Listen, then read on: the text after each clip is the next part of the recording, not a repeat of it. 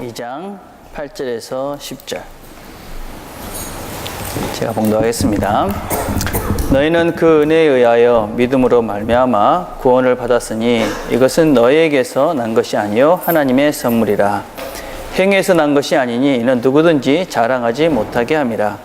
우리는 그가 만드신 바라 그리스도 예수 안에서 선한 일을 위하여 지으심을 받은 자니 이 일은 하나님이 전에 예비하사 우리로 그 가운데서 행하게 하려 하심이니라. 아멘. 그림을 하나 보면 참 재밌죠, 저 그림. 예. 동물들도 아마 그 잔소리는 여자들이 주로 하는 것 같습니다. 예. 이 남자들이 싫어하는 잔소리가 3개 있는데 3가지 이렇답니다. 첫째는 좀 씻어. 두 번째, 애 좀 봐. 그 다음에 집안일 좀 해. 뭐 이런 것들을 싫어한다고 그러더라고요. 아내들은 참고로 하시길 바랍니다. 여러분, 근데 왜 이 잔소리를 할까요? 잔소리를 하는 이유는, 여러분 잘 들으세요. 잔소리 왜 하느냐면, 잔소리는 중요하기 때문에 잔소리를 합니다. 중요하니까. 계속 이야기하는. 두 번째 이유는 알지만 잘 실천하지 못하기 때문에 계속 이야기합니다. 그리고 세 번째는 그 잔소리를 하는 그것을 지키지 않으면 인생이 바뀌어질 수 있기 때문에 그렇습니다. 그래서 한 소리를 하고 또 하고 이럽니다. 예를 들면 차 조심해라. 왜 맨날 하겠습니까? 차 조심 안 해서 사고 나면 인생이 달라지지 않습니까? 그죠? 그래서 우리 자녀들이 그 부모님들이 잔소리를 하는 얘기를 듣고 그래 맞아 참 감사하다 이러면 철이 든 겁니다. 이제 내가 여러분들이 어른들이 하시는 말씀을 듣고 그래 우리 부모님이 역시 나를 생각해서 오늘도 차 조심하라 하시는구나. 그래 조심해야지. 이러면 내가 철이 든 거고 엄마 또 잔소리야 이러면 아직까지 내가 철이 안 드는 겁니다. 아내들 남편들도 마찬가지입니다. 남편들도 우리 아내가 맨날 이야기하는 쓸데없는 얘기 하겠습니까? 그죠? 필요한 얘기를 합니다. 그래서 그래 우리 와이프 얘기가 맞지. 내가 잘 들어야지. 이러면 내가 조금 어른이 된 거고 또 잔소리야 이러면은 이게 좀 아직까지 철이 덜 든 겁니다. 그죠? 예. 그래서 저희들은 근데 가끔 잔소리도 있죠. 그죠? 하지 않아야 될 잔소리 있습니다. 저희 집은 이 잔소리 구분을 합니다. 잔 말씀과 잔소리가 있습니다. 그래서 이건 필요한 말 하는 거는 이제 잔 말씀입니다. 그래서 오늘도 잔 말씀을 하시네요. 이러고 불필요한 얘기를 하면 잔소리 좀 하지 마. 이렇게 이제 하는. 그래서 잔 말씀과 잔소리가 있는데 여러분 그 성경에도 마찬가지입니다. 성경에는 잔소리가 아니겠죠. 그죠? 성경의 말씀은 잔 말씀입니다. 잔이라는 게 뭐냐면 자주 한다는 뜻입니다, 여러분. 그래서 왜 계속 성경에서도 똑같은 얘기를 참 많이 반복합니다. 주로 많이 하는 게 뭐 사랑하라, 그 다음에 용서해라, 뭐 넉넉해져라 이런 얘기를 많이 하는데 이 에베소서를 살펴보면 에베소서에서 계속 반복하고 있는 말씀이 있는데 그게 무엇이냐면 너희들이 구원을 받았는데 구원은 선물이다 하는 거예요. 구원은 선물이다. 이게 아주 중요한 얘기입니다. 에베소서 2장 8절 9절 보면 너희가 그 은혜를 인하여 믿음으로 말미암아 구원을 얻었나니 이것이 너희에게서 난 것이 아니요 하나님의 선물이다. 이렇게 이야기합니다. 여러분 은혜로 구원을 받았다. 그러니까 은혜라는 건 뭐야? 아무것도 안 했다는 것입니다. 그죠? 근데 이 성경 에베소서를 계속 보면 계속적으로 너는 구원을 받았어. 은혜로. 너는 구원을 받았어. 믿음으로. 너는 구원을 받았어. 선물로. 그러면서 구원을 받았는데 너는 계속 그냥 공짜로 받았다. 그런 얘기를 계속하고 있습니다. 여러분 왜 그렇겠습니까? 중요하기 때문에 그렇겠죠. 그죠? 그리고 이 구원에 대한 이 문제를 제대로 이해하지 못하고 해결이 안 되면 늘 신앙생활을 하면서도 늘 이게 제자리 걸음밖에 못합니다. 그죠? 그리고 이것에 걸리면 어떤 면에서 신앙이 이렇게 뿌리채 흔들리기도 합니다. 자, 한번 물어봅시다. 여러분 구원 받았습니까? 이제 어려운 질문이면서 쉬운 거예요. 그죠? 여러분 구원 받았습니까? 예해도 맞는 거고 아니요 그래도 맞는 거예요. 그죠? 예해도 틀리는 거고 아니요 해도 틀리는 거예요. 이 말을 이해하면 여러분은 제대로 이해한 겁니다. 여러분이 예해도 맞고 아니요 해도 틀린 거고 맞고 예해도 틀리고 아니요 해도 틀린다. 이 말을 이제 여러분이 이해할 수 있으면 그래 구원이 뭐다 하는 개념을 제대로 이해하고 있는 것입니다. 여러분, 이 구원은 그렇게 쉬우면서도 참 어려운 이야기입니다. 그래서 오늘 정리를 좀 하려고 합니다. 자, 여러분, 이 구원을 뭐라고 얘기했어요? 오늘 본문을 보니까 선물이다 그랬습니다. 선물. 선물은 뭐예요? 선물은 헬라어로 도론이라는 말인데, 이거는 뭐냐면 무슨 원인이 있어서 받은 게 아니에요. 그냥 누가 자발적으로 그냥 뭐 누가 달라고 그래 주는 게 아니라 그냥 준 거예요. 그냥 준 거. 이게 무슨 의미냐면, 여러분, 구원을 하나님께서 그냥 줬다, 이런 의미가 무엇이냐면, 요한복음 3장 16절에 보면 다 하시는 얘기죠. 그죠? 하나님이 세상을 이처럼 사랑하사 독생자를 주셨다 그랬습니다. 하나님이 세상을 사랑했어요. 그 세상이 어딜까요? 세상. 그 세상이, 어떤 사람들은 그 세상, 하나님이 사랑하신 그 세상은 믿는 사람들이다, 이렇게 얘기하는 사람이 있어요. 그래서 여기에 있는 이 하나님을 아는 그 사람만 하나님을 사랑하신다. 어떻게 생각하세요? 아니, 그렇지 않아요, 여러분. 하나님은 모든 사람들을 사랑하세요. 모든 사람. 예, 그러니까 여기 앉아 있는 사람도 사랑하시고, 여기 안 앉아 있는 저 바깥에 있는 사람도 하나님은 다 사랑하세요. 그래서 모두가 하나님은 다 사랑하세요. 그런데 하나님은 그래서 하나님은 모든 사람을 구원의 자리로 초청하세요. 그게 마태복음 22장에 나온 말씀이에요. 근데 이 마태복음 22장의 말씀은 어떤 이야기냐면, 하나님께서 비유를 들었는데, 이 왕이 잔치를 벌이면서 사람들을 초청했어요. 모든 사람을 초청한 거예요. 근데 사람들이 안 오는 거예요. 왜 안 오나 가보니까 뭐 자기는 장가 가서 못 오고 나는 뭐 농촌을 가서 못 온다는 거예요. 그래가지고 이 왕이 가가지고, 그러면 아무나 다 데리고 와라. 그리고 다 데리고 왔어요. 그래서 내린 결론이 뭐냐면, 마태복음 22장 14절에 보면 부름받은 사람은 많아 뽑힌 사람은 적다, 이거예요. 다시 얘기해, 하나님은 모든 사람들을 다 사랑하셔서 모든 사람을 하나님께로, 이 잔치에, 하나님의 잔치에 초대를 했어요. 그런데 그 잔치 자리에 온 사람은 누구냐? 일부만 온 거예요. 일부. 자, 제가 오늘 그림을 좀 그리면서 하려고 설득 갖고 왔어요. 자, 우리 지난주 거 생각을 해봅시다. 지난주에 뭐라고 그랬습니까? 세상과 교회 있었죠. 교회가 있고 세상이 있었다고 그랬어요. 세상과 교회의 관계가 네 가지가 있다고 그랬죠. 그죠? 세상 속에 교회가 있다. 이걸 우리가 세속주의다 그랬고, 교회 속에 세상이 있다. 이게 뭡니까? 캐톨릭이라고 그랬어요. 교회와 세상은 이렇게 분리되어 있다. 분리주의자들. 누구냐면 아미시 공동체 같은, 제친레파 같은 사람이 있어요. 우리는 어떻게 얘기했습니까? 자, 이렇게 얘기를 했죠. 그죠? 교회는, 교회, 세상이 이렇게 있는 거예요. 그죠? 교회와 세상은 저렇게 완전히 합해지지도 않고 완전히 분리되지도 않고, 교회, 세상은 엮여져 있지만 똑같지는 않다. 이게 우리가 지난주에 얘기했던 교회와 세상과의 관계였어요. 자, 근데 또 다른 얘기를 한번 해봅시다.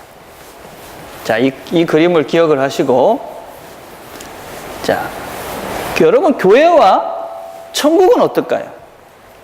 교회와 하나님의 나라. 교회, 하나님의 나라. 교회와 하나님의 나라는 어떻습니까? 똑같습니까? 다릅니까? 어떻습니까? 교회와 하나님의 나라가 똑같다 라고 이야기하는 사람들이 있습니다.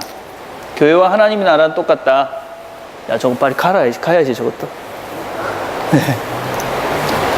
이게 어디냐면 캐톨릭입니다.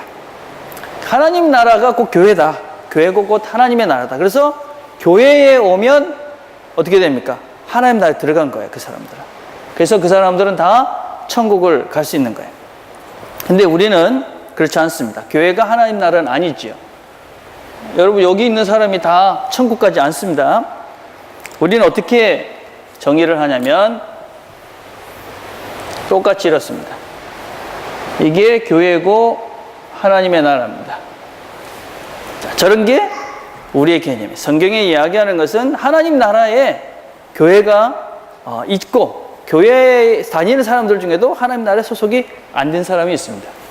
그래서 하나님의 나라와 교회와 세상과의 관계를 정리를 하면, 자, 이렇게 되는 것이죠. 세상, 그 다음에 교회, 그 다음에 하나님의 나라. 자, 여러분이 우리가 구원을 받았다. 처음에 성경에서 이야기하는 하나님의 선물로 우리가 구원을 받았다 하는 이야기는 이 세상에서, 이 세상에, 그죠? 이 세상에서 이제 하나님의 이 교회, 언약 공동체 안으로 들어왔다 하는 거예요. 이 선을 넘었다. 이게 구원받았다. 선물로 받았다 하는 거예요. 여러분, 교회 오는데 돈 내고 온 사람 있습니까? 없죠? 기도 100일 동안 해야 교회 올 수 있다. 이런 사람 없었죠. 그죠? 여러분, 어떻게 교회 왔습니까? 그냥 아버지 따라오기도 하고, 엄마 따라오기도 하고, 친구 따라오기도 하고, 어쩌다가 지나가다 오기도 하고, 뭐 이렇게 해서 여러분 교회 온 거예요. 그죠? 여러분들 중에 교회 오는데 무슨 특별한 뭐를 대가를 치르고 온 사람 아무도 없어요. 그죠? 그렇죠? 그래서 여러분은 공짜로 이 교회의 언약 공동체 안에, 교회 안에 들어온 거예요. 이게 교회예요. 이런 얘기하면 꼭 이상한 소리 하는 사람이 있어요.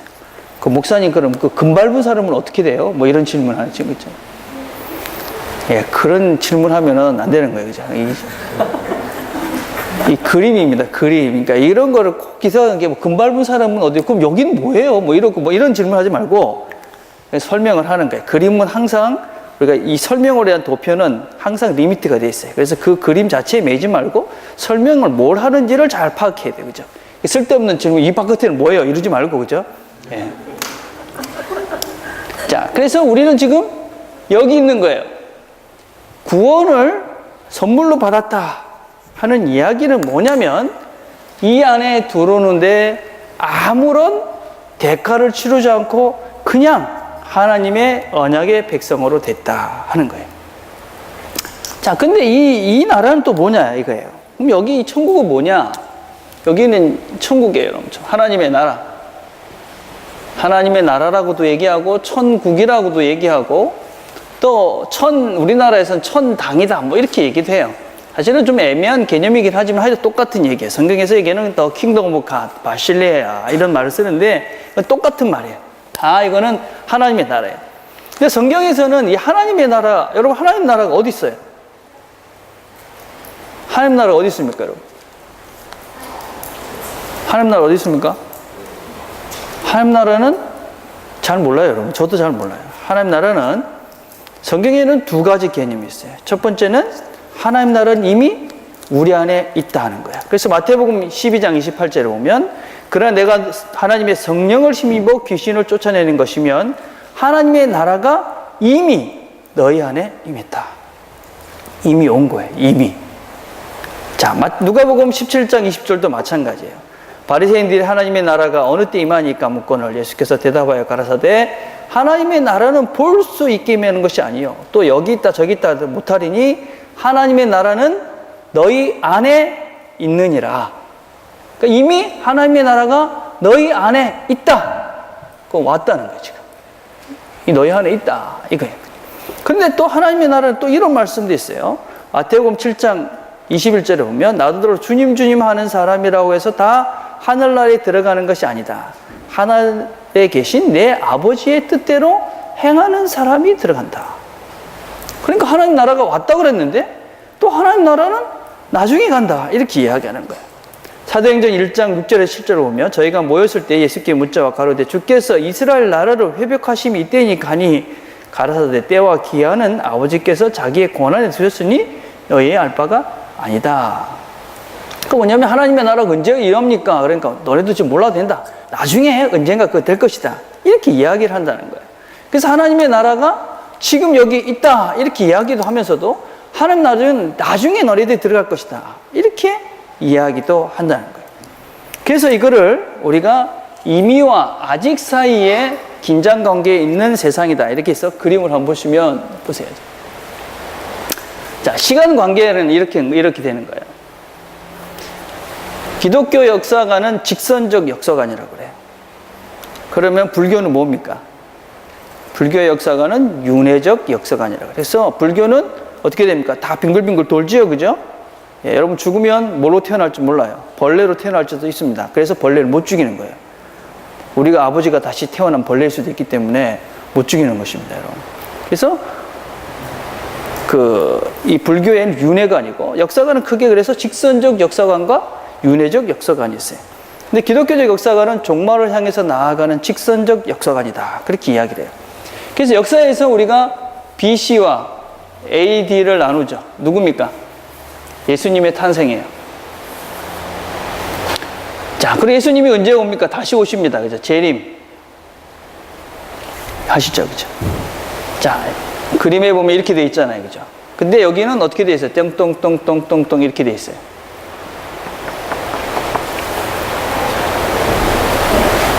이거를 우리가 가리켜서 예수님이 오신 과거부터 예수님이 다시 오실 이때까지의 시간을 가리켜서 우리는 종말이라고 해요. 종말. 그래서 성경이 종말이다 이렇게 얘기하면 예수님이 오시고 돌아가신 그때부터 예수님이 다시 오는 순간까지의 긴 기간이 다 종말이에요. 근데 예수님이 다시 오시면 하나님의 나라가 완성이 돼요. 근데 예수님이 다시 오셔서 이 순간까지는 어떻게 되어 있습니까? 점으로 되어 있죠. 왜 점으로 되어 있는 거냐? 저 때는 하나님의 나라가 완전히 이루어진 것이 아니라 희미한, 어떤 면에서는 완전하지 못한 하나님의 나라가 이루어져 가고 있는 과정 가운데 있기 때문에 저 나라를 우리는 이미 왔지만 아직 오지 않은 나라다. 그렇게 표현해요. 그래서 아직과 이미 사이에 있는 이 시대를 우리가 지금 살아가고 있는 거예요. 그래서 성경에서는 뭐라고 얘기했냐? 하나님 나라가 이미 임했다. 이렇게 이야기도 하고 하나님 나라가 임할 것이다. 이렇게도 얘기해요. 자, 그러면 이걸 다시 우리가 이 시대로 해봅시다. 이 공식에 잘 대입을 해서 나는 지금 어디쯤 있습니까? 예, 여기 있을 수도 있고 다 다른 것이죠. 우리는 교회에 다닌다고 해서 다 하나님의 나라에 들어가지 못했습니다. 아직까지. 여러분이 다 교회 왔다고 해서 하나님 나라에 들어간 것은 아닙니다. 하나님 나라는 근데 우리 중에 어떤 사람은 하나님 나라에 들어가 있습니다. 이 사람들은 이 땅에서 하나님 나라를 누리는 것입니다. 여기 있는 사람들은 아직 하나님 나라를 못 누리는 것입니다. 그래서 어떤 사람들은 하나님 나라를 누리고 어떤 사람은 하나님 나라를 누리지 못하는 이유는 내가 아직까지 잘하지 않았기 때문에 그렇습니다. 잘하지 않았기 때문에. 자, 우리가 이 잘한다는 개념이 왜 중요하냐면 이 땅에서 열심히 교회 안에 들어왔지만 여전히 여기 사는 사람들은 이 땅에 살면서 하나님 나라를 모르면서 사는 것입니다. 여러분, 살아요. 구원은 무엇이냐? 그래서 이 구원은 여기서부터 시작해서 이 모든 것이 다 구원입니다. 그래서 구원을 우리 교회에서 제가 늘 얘기하죠. 구원이 뭐라고 그랬습니까? 여정이다 그랬습니다. 여정이. 예. 소여정, 여정이라 이겁니다. 여정. 예. 구원은 여정이다, 과정이다, 진행형이다. 자, 그런데 성경에서 보면 뭐라고 이야기를 하고 있냐면, 자, 여기서 이렇게 넘어갈 때 공짜라고 그랬죠. 그죠? 그냥 하나님께서 선물로 주셨다. 이 선물로 줬다는 이 선물이라는 말은 우리가 이 아까 도론이라 그냥 줬다는 얘기고, 그죠? 근데 왜 선물로 이것을 주셨냐 하면 오늘 2장 9절에 보니까 행에서 난 것이 아니니 이는 누구든지 자랑하지 못하게 하기 위해서다. 그래서 자랑하지 못하기 위해서. 자랑한다는 게 무슨 뜻입니까? 자랑한다. 이 자랑한다는 게 뭐 뽐낸다 이런 뜻이 있지만 정말 더 중요한 뜻은 만족한다는 뜻이 있어요. 만족한다. 하나님께서 왜 이 자리를 그냥 넘어가게 하셨냐면 너희들이 만족하고 그냥 뽐내면서 그 자리에 있게 하지 원치 않으시기 때문에 그래요. 뉴질랜드 대학과 한국 대학의 차이가 뭔지 아십니까, 여러분? 뉴질랜드 대학과 한국 대학의 차이는 한국은 대학 들어가서 폼내면서 놀면 돼. 그럼 졸업이 가능합니다, 여러분. 예, 저희들은 대학 들어가면 그때부터 난 무슨 대학 들어갔어. 뭐 서울에 있는 대학에 들어갔어도, 그죠? 서울대학은 아니고 서울에 있는 대학에만 들어가도 폼 내면서 다닐 수 있어요. 그러면서 뭐 잘 놀아도 무사히 졸업은 가능해요. 뉴질랜드에서는 그랬다가는, 예, 안 되죠. 예, 뉴질랜드에서 대학 들어가서 폼 내면서 그래, 만족스러워, 이제부터 놀자 이랬다가는 망하는 거예요. 하나님 나라는 뉴질랜드 스타일이에요. 그래서 여기 들어오고 온 거예요, 이제. 이제부터 만족하고 폼내고 있지 말고 지금부터 뭐 하라는 것입니까? 구원을 이루어 가라. 이렇게 합니다. 구원을 이루어 가라. 예. 그래서 빌립보서 2장 12절에 보니까 그러므로 나의 사랑하는 자들아 너희가 나 있을 때뿐 아니라 더욱 지금 나 없을 때에도 항상 복종하여 두렵고 떨림으로 너희 구원을 이루라. 구원을 이루다. 그렇게 이야기해요. 예. 자, 그러니까 여러분 여기서부터 지금 출발을 했잖아요. 그죠? 그러면 어디까지 가야 됩니까? 여기까지 가야 됩니다. 근데 여기까지 가야 되는데 이 들어가는 거는 하나님이 그냥 공짜로 해줄 거예요. 너희들 그냥 너가 아버지 때문에 뭐 이렇게 가다가 그냥 교회 온 겁니다. 근데 여기까지 가는 거는 누가 한다? 우리가 구원을 이루어 가야 하는 것입니다. 구원을 이루어 가는 거예요. 그래서 여기서부터 시작된 이 모든 과정을 다 이루어가는 그것이 구원입니다. 구원. 다시 한번 얘기하지만 그래서 교회에 앉아있는다고 해서 다 구원받지는 않습니다. 예. 교회에 앉아있는다고 다 구원받은 것입니다. 헷갈리지 말고 잘 이해를 해보십시오. 자, 그런데 오늘 빌립보서 2장 12절에 보니까 나의 사랑하는 자들아 나 있을 때뿐만 아니라 더욱 지금 나 없을 때도 항상 복종하여 두렵고 떨림으로 너희 구원을 이루라. 그렇게 말씀했습니다. 여기서 중요한 말이 뭐냐면 복종이라는 말입니다. 복종. 예. 이게 복종이 헬라어 말로 뭐라면 휘파코라는 말이에요. 휘파코. 이건 무슨 얘기냐면 이거는 복종한다는 것이 원래 뜻이 무엇이냐면 문지기가 누가 문을 딱 두드리면 정신을 차려가지고 빨리 나가서 문을 딱 열어주는. 예. 누가 문을 딱 두드렸을 때 정신 차리고 듣고 있다가 아 누가 왔네 하고 바로 문을 열어주는 그 상태, 이게 휴파코라는 말이에요. 자, 복종한다는 것이 무엇이냐면 하나님의 말씀이 우리에게 붙였을 때 빨리 문을 열고 빨리 그것에 순종해서 그대로 실천하는 것, 그렇게 하면 우리의 신앙이 자란다는, 신앙이 그냥 가만히 교회 왔다 갔다 되는 것이 아니라 하나님 말씀을 잘 듣는 것입니다. 그래서 잘 듣고 그것을 따라서 빨리 순종하는 것, 그렇게 하면 우리의 신앙이 자란다. 그렇게 이야기합니다. 여러분, 그래서 우리가 하나님의 말씀을 잘 듣는 것은 얼마나 중요한지 모릅니다.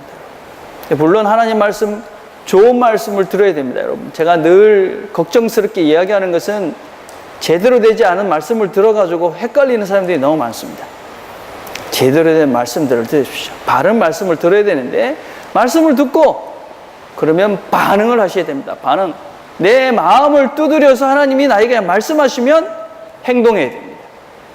그래야 우리의 구원이 이루어져 가는 것입니다. 그래야 내 구원을 내가 이룰 수 있는 것입니다. 아무리 여러분이 교회에 와가지고 앉아있지만 말씀을 듣는데 아무런 반응도 하지 않고 말씀을 듣지도 않고 반응도 하지 않는다. 그러면 여러분들은 여전히 여기서 세상이냐 하나님이냐 이러면서 내가 지금 믿는 건가 안 믿는 건가, 나는 천국 갈까 못 갈까 이러면서 죽을 때까지 그러다가 죽는 것입니다. 그래서 하나님의 말씀이 우리에게 어떻게 말씀하시는가 관심을 갖고 들어야 되고, 하나님 말씀이 내 마음을 두드리면 나는 구체적으로 행동해야 됩니다. 그러면 내 신앙이 자라서 내가 하나님의 나라로, 하나님의 백성으로, 하나님의 사람으로 성숙되어져 가는 것입니다. 자, 그런데 또 하나 우리가 헷갈리는 것이 있는데, 내가 열심히 신앙생활을 했어요, 여러분. 하나님 말씀을 잘 듣고 기도도 열심히 하고 그래가지고 내가 여기까지 간 거야. 이만큼까지 간 거야. 이만큼까지 가서 돌아보면 어떻게 이야기할 수밖에 없느냐 하면 고린도 3장 6절 7절에요. 나는 심었고 아볼로는 물을 주었으되 오직 하나님께서 자라나게 하셨나니 그런즉 심는 이나 물 주는 이는 아무것도 아니로되 오직 자라게 하시는 이는 하나님뿐이니라. 에베소서 1장 4절 5절 뭐라고 하냐? 곧 창세전에 그리스도 안에서 우리를 택하사 우리로 사랑 안에서 그의 앞에 거룩하고 흠이 없게 하시려고 그 기쁘신 뜻대로 우리를 예정하사 예수 그리스도를 말미암아 자기의 아들들이 되게 하셨느니라. 내가 이 자리에 서 보니까 내가 이렇게 구원받는 것이 내가 막 열심히 한 것 같았는데 아니구나. 하나님이 이미 나를 이 자리에 오도록 계획해 놓으셨구나. 하나님이 나를 이렇게 성장하게 하셨구나. 그렇게 고백할 수 있는 것입니다. 여기 있는 사람들은 사실은 그런 고백을 할 수가 없습니다. 내가 하나님의 나라에 이르러서 하나님이 어떤 분인지를 내가 그리고 천국이 어떤 것인지를 경험하고 나야지 하나님이 나를 선택하셔서 이 자리까지 오게 하셨구나 하는 것을 깨달을 수 있습니다. 그래서 고린도전서 15장 10절에 보면 그러나 나의 나된 것은 하나님의 은혜로 된 것이니 내게 주신 그의 은혜가 헛되지 아니하여 내가 모든 사도보다 더 많이 수고했으나 내가 아니요 오직 나와 함께 하신 하나님의 은혜라. 바울이 얼마나 열심히 살았습니까? 그죠? 성령이 충만한 사람이었고 하나님을 위해서 죽도록 열심히 일한 사람입니다. 그런데 이제 죽을 때쯤 돼서 뒤를 돌아보니까 이걸 내가 열심히 했다고 생각했는데 그게 아니라 하나님의 은혜였구나. 하나님이 나를 여기까지 이렇게 하게 하셨구나. 성령께서 나를 도우셔서 내가 여기까지 왔구나. 그렇게 고백하는 것입니다. 여러분, 이 여정은 사실은 참 쉬운 길 같지만 많은 어려움이 있는 길입니다. 내가 천국에까지 가는 그 고백을 할 수 있는 단계까지 간다는 것은 그렇게 만만한 것이 아닙니다, 여러분. 그래서 우리를 보고 신앙생활을 하는 사람들이 실렁실렁 하는 것은 그거는 신앙생활을 제대로 하지 않은 것입니다. 만만한 길이 아닌 것입니다.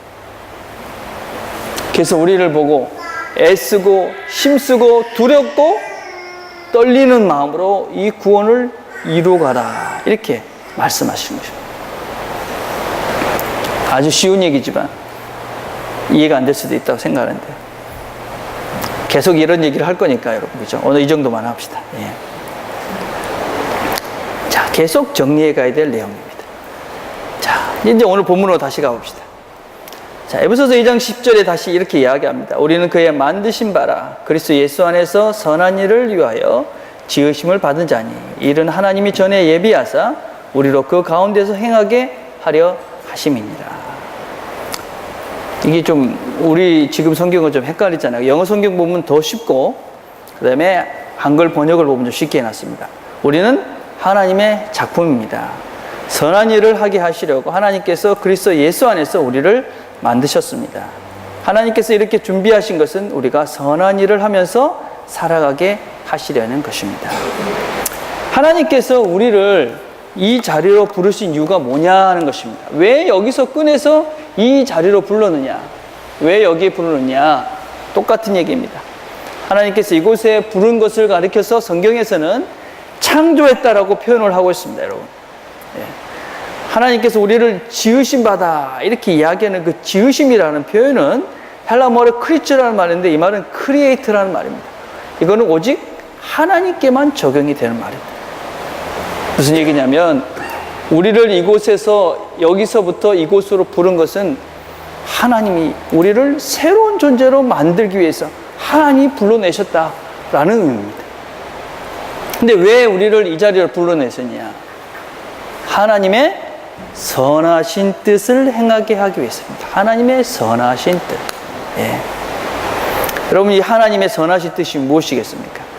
이 선하시다는 뜻은 헬라어로 아가도스라는 말이에요. 영어를 보면 아주 쉽게 되어 있죠, 그렇죠? 예. 물론 우리가 이건 선한 것은 외적으로 드러나는 여러 가지 좋은 것도 포함이 됩니다. 그러나 정말 중요한 의미는 뭐냐면 하나님에게 억셉터블한 행위들이 바로 선한 행위입니다. 하나님에게 억셉터블한 것. 예. 우리가 보편적인 도덕적인 그런 행위들 있잖아요. 그죠? 예, 그것도 선한 것입니다. 그러나 원래 하나님이 원하시는 우리를 이곳으로 부르신 그 이유가 무엇이냐면 하나님이 원하시는 그 하나님이 억셉터블 할 만한 그 행위, 그것을 하는 것을 원하셨어요. 그것을 할 때 우리가 성장한다는 거죠. 여러분, 그냥 우리가 다른 사람이 생각하는 일반적인 도덕적인 선을 한다고 신앙이 자라지 않습니다. 우리는 뭐를 해야지 신앙이 자라냐면 하나님이 억셉터블 할 만한 하나님 마음에 합한 행동들을 할 때 신앙은 자랍니다. 하나님 마음. 자, 이번 주에 제가 숙제를 하면서 다시 한번 읽은 책이 있는데 뭐냐면 꼬마벌레와 요나 이야기라 하는 책입니다. 아주 재미있는 책입니다, 여러분. 만화책 같은 아주 재미있는 책인데 화장실에 앉아서 10분 만에 볼 수 있는 책입니다. 예. 궁금하면 제가 이야기를 해드릴 테니까 궁금하면 인터넷 주문해서 보시길 바랍니다. 예. 여러분, 요나는 다 아시죠? 요나 이야기예요, 요나 이야기 중에 이 요나서 4장 7절에 보면 하나님이 벌레를 예비하사 뭐 이런 부분이 나오는데 그 벌레 한 마리가 등장합니다. 근데 그거를 모티베이션을 해서 이제 스토리를 만든 거예요. 질 브리스코라는 이 여성 신학자이시면서 또 여성 목사님 사모님이신 분이 이 성경의 이야기를 아주 재밌게 이렇게 각색하신 것이죠. 근데 이야기가 어떤 이야기냐면 그림을 가보면 이 작은 연못이 있었는데 그 연못에 하나님께로부터 편지가 옵니다. 어떤 편지가 오냐면 이 꼬마 벌레한테 편지가 오는데 야 꼬마 벌레야 너 니느웨로 갈래? 이렇게 얘기한 것입니다. 내가 니한테 시킬 일이 있는데 니느웨로 가라 이렇게 얘기를 합니다. 갑자기 하나님이 가라고 그러니까 꼬마벌레가 어떻게 했어요? 당황스러웠습니다. 그래가지고 또 친구도 있고 또 막 이렇게 있어가지고 막 이렇게 망설이고 있는데 하나님이 뭐라고 그러냐면 야, 난 네가 좀 가졌으면 좋겠어 이렇게 이야기합니다. 이게 신학적으로 아주 많은 의미를 담고 있는 것이죠. 하나님이 어디를 그냥 억지로 가라 하는 것이 아니라 너 가지면 내가 참 고맙겠다 그렇게 이야기합니다. 그러니까 꼬마벌레가 하나님이 부탁을 하니까 야 하나님 나한테 부탁했는데 내가 어떻게 거절하겠냐 가자 그러고 니느웨를 갑니다. 근데 니느웨는 그 당시에 뭐 그렇지만 성경에도 그렇지만 이 스토리상에서도 아주 포악한 동네였습니다. 사람들이 땀 흘립니다. 야 그거 되게 위험해 거기 가면 죽을지도 몰라 그럼 막 그러는데 그래도 하나님이 가랬으니까 가야 될 것 같아. 근데 왜 가는지도 모르고 가는 것입니다. 하나님이 가라니까 그냥 갑니다. 그래서 하나님께 막 가는 중에 이 사람을 만납니다. 누구겠습니까 여러분? 요나입니다. 요나. 이 작은 벌레는 요나는 하나님 명령 따라 니느웨를 향해서 가고 있는데 이 요나 하나님께로부터 네 니느웨로 가라 그렇게 명령을 받던 요나는 이 니느웨와 반대 방향으로 지금 막 뛰어가고 있는 것입니다. 그래서 요나는 하나님과 반대 방면에 열심히 가고 있고 그 다음에 이 벌레는 하나님의 뜻을 따라서 니느웨로 열심히 가고 있습니다. 그러다가 여러분 잘 아는 대로 이제 요나는 어떻게 됩니까? 저렇게 물고기 배에 들어갔다가 튀어나와서 니느웨로 가고 그 다음에 이 벌레는 꾸역꾸역 어떻게 많은 일을 해가지고 이제 니느웨까지 갑니다. 니느웨에 가가지고 어떤 일이 일어나냐? 자, 저렇게 이 요나가 흰색이 됐어요. 아주 과학적으로 설명이 왜 흰색이 됐냐? 사람들이 왜 그 요나가 그렇게 믿었을까? 맞는지 틀리는지 모르겠는데 뭐 그 이야기 속에 이런 얘기가 나와요. 이제 위 속에 들어가니까 위산이 발휘가 돼가지고 탈색을 시킨 거예요. 그래서 하얗게 돼가지고 나온 사람이 야 회개해라 그러니까 사람들이 야 저 신령한 사람이 와서 얘기하니까 믿어야 되겠다 이러고 다 회개를 한 거예요. 그렇다 뭐 맞든지 모르는지 하여튼 스토리상 그래야 돼. 근데 아닌 것 같아요, 그죠? 예. 어쩌든지 그러니까 저 왕부터 시작해가지고 모든 사람들이 다 회개를 하고 하나님께 금식을 하고 회개를 합니다. 자 그런데 그걸 본 요나가 어떻게 했습니까? 요나가 야 내가 역시 말씀을 전했을 때 참 감사하다 그러지 않고 요나가 어떻게 했냐면 산동네에 올라가 가지고 하나님께 불평을 하는 겁니다. 근데 하나님 그럴 줄 알았어요. 저 니느웨 인간들, 니느웨는 이스라엘 백성들과 원수가 되던 그런 백성들이었습니다.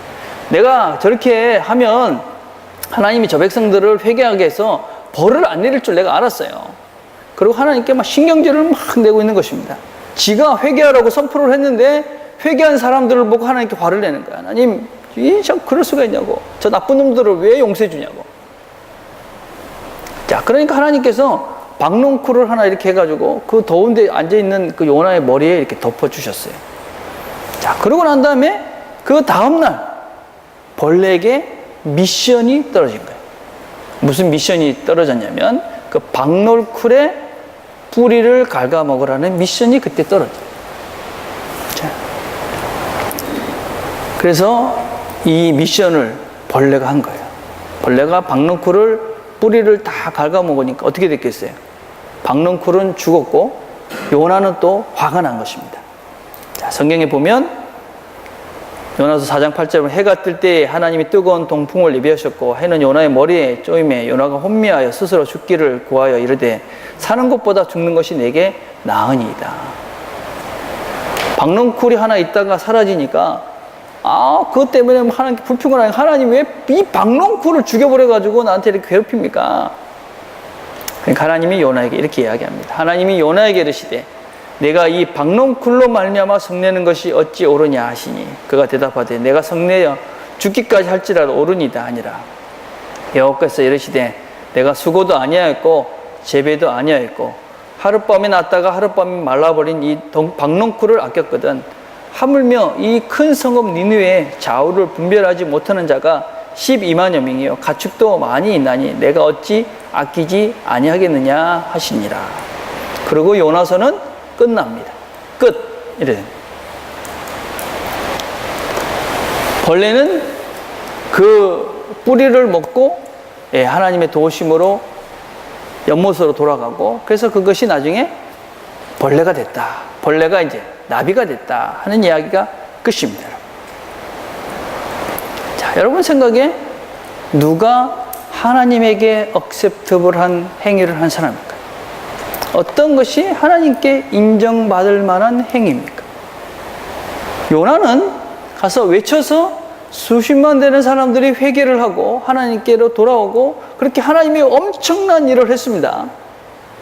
벌레는 아무도 알지 못합니다. 그렇죠? 아무도 알지, 무슨 일을 하는지도 모르고 누구도 알아주지도 않습니다. 그냥 땅속에 들어가가지고 그냥 그 뿌리 하나 갉아먹고 끝났습니다. 어떤 것이 하나님에게 억셉터블 할 만한 행위일까요? 여러분은 어떤 일을 하고 싶습니까? 어떤 일을 하면서 살고 싶습니까? 요나같이 내가 한마디 빡 이렇게 외치면 다 회개하고 돌아서는 그런 일 하고 싶습니까? 아니면 마음속에는 그냥 자기밖에 모르는데 그죠? 내 뜻대로 되기를 원하면서 내 탑을 쌓아가면서 그러면서 뭐 폼내는 그런 일을 하고 싶습니까? 아니면 정말 아무도 알아주지 않는데 하나님이 원하셨기 때문에 하나님이 그 일을 하라 하셨을까? 나는 땅속에 들어가서 아무 일도 아닌 거지만 그걸 하겠어. 선교를 하면서도 그죠? 선교를 하면서 이런 사람들이 있잖아요. 그죠? 자기 이름을 내고 뭐 자기 뜻을 이루고 뭐 폼은 나는 일을 하는데 정말 하나님의 마음과는 전혀 상관없는 일을 하는 사람들도 있습니다. 큰 교회들이 많이 있잖아요. 그죠? 큰 교회가 많습니다, 여러분. 교회가 막 부흥하고 그래서 뭐 사람들이 많이 모입니다. 예, 좋은 교회들도 있습니다. 그 중에. 그렇지만 그것이 좋은 교회고 하나님의 마음에 억셉터블한 그런 결과는 아니라는 것입니다. 그것이 하나님의 칭찬을 받은 일은 아니라는 것입니다, 여러분.